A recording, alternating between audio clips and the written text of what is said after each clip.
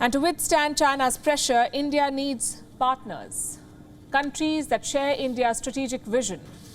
Today, Prime Minister Narendra Modi visited one such partner, the United Arab Emirates, UAE. It was a quick stop. He arrived in Abu Dhabi at around 3:30 p.m. local time. He held a meeting with the new president, Mohammed bin Zayed Al Nahyan, and by 5 p.m. he was on the plane back to India, just about 2.5 hours. Like I said, a very short trip, but nonetheless a very important, a substantial one. Prime Minister Modi's visit had 4 important objectives. Let's tell you about them. Number 1, to pay his respects to the late President Khalifa bin Zayed Al Nahyan. He ruled the UAE from 2004 to 2022. He passed away in the month of May. The new president is actually his brother, and both men played a crucial role in expanding India-UAE ties.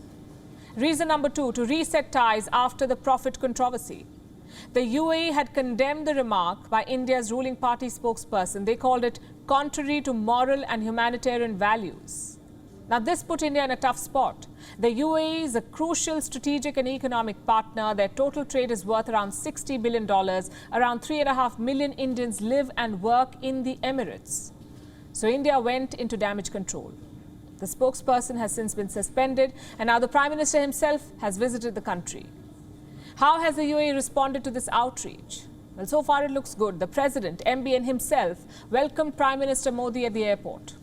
He accompanied him to the presidential palace. So diplomatically, the incident looks to be buried. But what about the real-world fallout?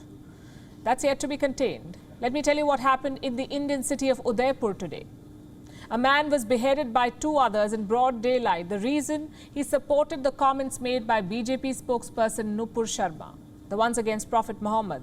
The attackers made a video of the beheading, so clearly this controversy has not been forgotten. The Muslim nations may not be championing it anymore, but the campaign has been radicalized. You have threats from Al-Qaeda against India, attacks by the Islamic State in Afghanistan, and now a beheading in India. Countries like the UAE must speak out against this violence. They must call for peace and dialogue.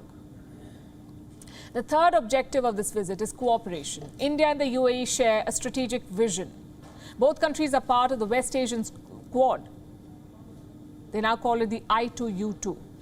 This grouping includes 4 countries: Israel, India, the UAE, and the United States. It was formed in 2021, and things are moving at a rapid pace there. Next month, in the month of July, Joe Biden will be traveling to West Asia. He will join the other leaders for a virtual summit. Now, that is quick diplomacy. The foreign ministers met in October last year, and in less than 8 months, the heads of state are meeting. So the momentum is there, but can India capitalize on it? Individually, India has great ties with all the countries, with the UAE, with Israel, and with the US. But the other 3 are rivals of Iran. So India's job will be to focus on the shared interests, mainly the economy. The West Asian Quad is a web of free trade agreements. Israel and the UAE have a free trade agreement. So do India and the UAE, and then Israel and the US. So do you see the potential here? The US brings the security apparatus, the UAE brings the money, Israel brings the technology, and India brings the talent. So put together, this group can transform West Asia. Objective number 4, bilateral defense ties.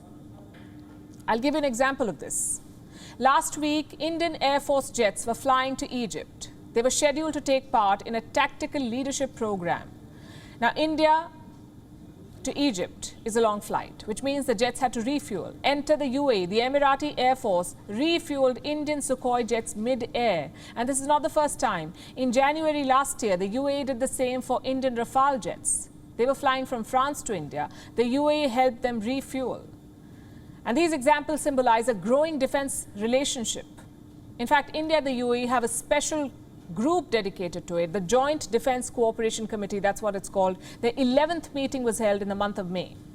And what did they discuss? Joint exercises and weapons trade. India participated in the Dubai Air Show last year. They also took part in the UAE's desert flag drills. But what about trade? The UAE has expressed interest in a number of Indian weapons, like the Tejas aircraft, the BrahMos missile, the Akash missile.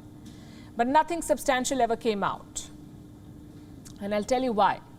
Almost 70% of the UAE's weapons come from the US. It's basically a monopoly. So Abu Dhabi never had to look elsewhere. But now things are changing. The Biden administration is split on arming the UAE, especially in the war in Yemen. And this gives India a chance to enter this market, maybe score a few important deals. So this visit may be short on time, but it is high on substance, strategy, economy, defense. Most of the issues dictate the India-UAE relationship. Do you know what doesn't? Religion. It has never been a deciding factor in India-UAE ties, and India is making sure that does not change. WION is now available in your country. Download the app now and get all the news on the move.